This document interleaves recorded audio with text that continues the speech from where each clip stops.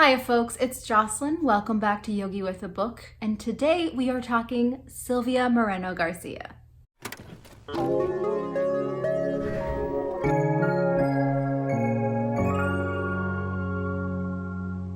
So if you've been on my channel for any amount of time, you've probably heard me say her name, but Silvia Moreno-Garcia is a Mexican-Canadian author who I absolutely adore. Since it is the middle of Latinx Heritage Month, one of the things I wanted to do was sort of deep dive into an author, and Silvia Moreno-Garcia perfectly fits that list because I've read all of her work that I can get a hold of at this point. I own all of her novels and her one short story, and while I and some of my friends are such big fans, it seems that the majority of the reading world still doesn't appreciate her the way they should.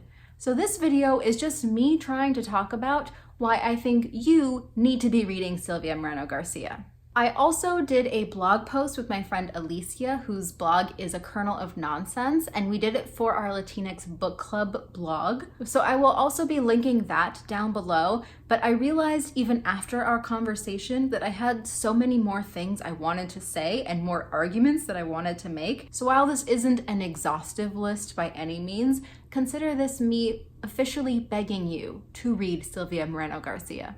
So right off the bat, a reason you need to be reading her is because there's a little bit of something for every SFF reader. Silvia Moreno-Garcia plays with both science fiction and fantasy in every way you can imagine. She is the definition of a speculative writer, and her range is just incredible. Her debut novel was Signal to Noise, and this is a magical realism book set in Mexico. It is a dual timeline following a girl named Mercedes in both 1988 and 2009 when she comes back to the city for her father's funeral. In here, the magic that Meche and her friends play with is gained by playing different records, and each song has a different magical property. Her next book was Certain Dark Things, and this is described as a vampire noir. We once again return to Mexico, except this time we are following a human boy named Rodrigo and an Aztec vampire named Adal. She is on the run from a white European vampire who just recently murdered her entire family and is out to finish her off. If you like vampires and noirs, you should already pick this one up,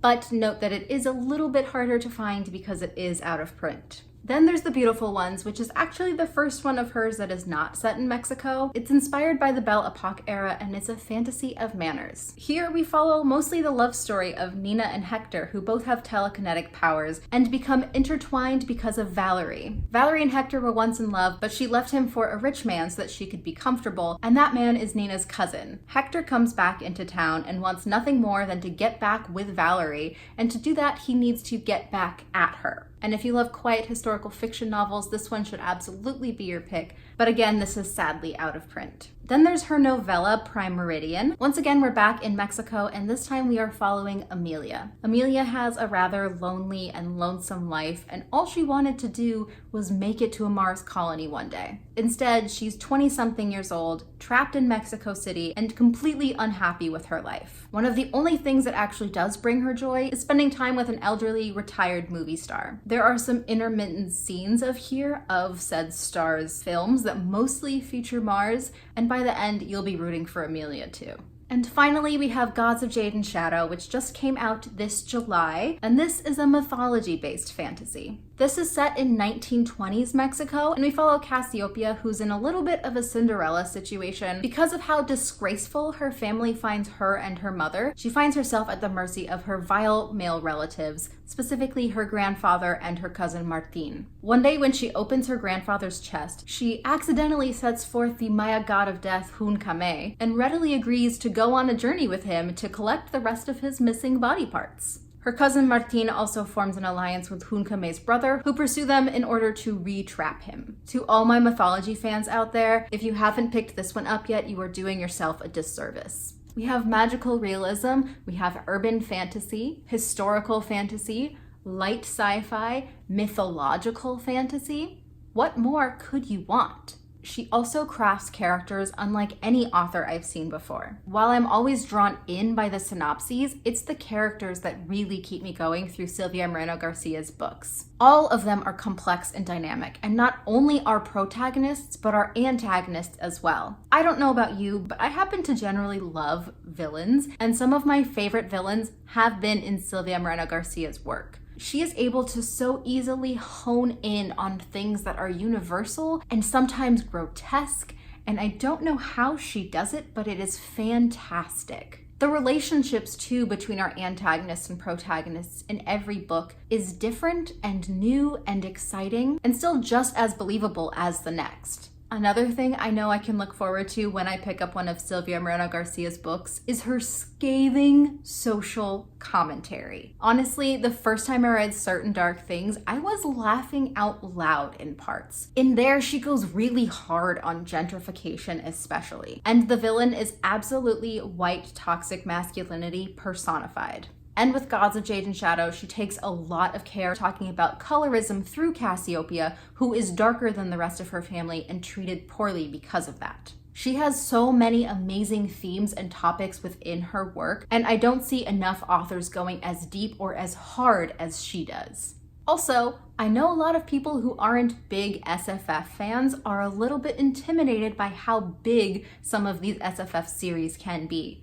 Well, good news. Silvia Moreno-Garcia pretty much exclusively writes standalones. She also knows how to write an ending. This might seem like an odd reason to put in here, but trust me, not every author knows how to end a book. And while I haven't always loved her endings, they always make sense for the story that she's written. Sometimes they're hopeful, a lot of times they're bittersweet, and more often than not, they're also a little bit ambiguous. One thing I really appreciate are authors who understand their characters and their world enough to not just give fan service because they know people are going to want that.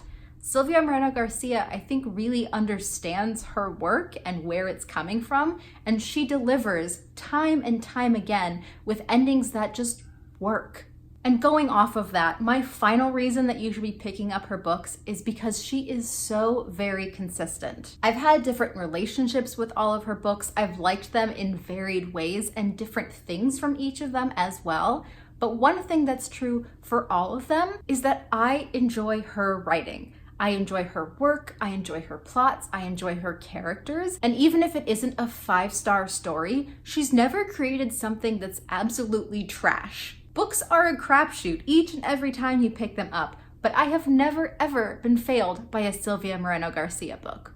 So there you are, just a quick, short, desperate video to hopefully get people talking about this author more. I would really love to see other people picking up her things, and if you've read any of her books, please tell me which ones down below and how you got on with them. I hope I've piqued your interest at least a little bit, and maybe you'll consider following her on Twitter or looking more into some of her work that you can get now. Again, Signal to Noise and Gods of Jade and Shadow are going to be the easiest to find because they are the most readily available, but Certain Dark Things is another one that I absolutely adore, so I hope if you can get your hands on that, you'll consider picking up that one too. Not to mention, there's a book to look forward to next year. Her very first thriller is going to be coming out, and that is called Untamed Shore. So now's your chance to catch up with all of her work before the next one comes out. But that is going to be it for me today. Thank you all so much for watching my video. I hope my passion for Silvia Moreno-Garcia makes at least a few of you curious to pick up some of her stuff. But even if it doesn't, I'll be back with another video shortly. Bye!